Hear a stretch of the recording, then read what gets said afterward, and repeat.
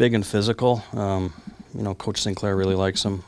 Corey really likes him. They like his girth and his tenacity and his attitude, the way he plays the game. So when you get stuck in that position where he's going to be played, you got to be a pretty tough kid to take on his double teams and all that. And they feel pretty confident that he can do that. He's an interesting kid. He's going to be fun to watch. He's going to be, I think, a really good special teams player for one, because he doesn't have a lot of hold back in his game, you could call it. He's a tenacious, fly around, throw his body into the wall and just go at it. So he'll be a physical force, I would think. He's a playmaker. He's a real, again, physical, fly around kind of guy. He's like a safety, strong safety kind of guy that, again, is a real good physical football player. He's a D lineman. Didn't get a lot of exposure at Calgary, but again, the position warranted that pick, and we'll see how he does. He had some injury issues a little bit, but he's a big physical kid, sort of like Taman and Connaught.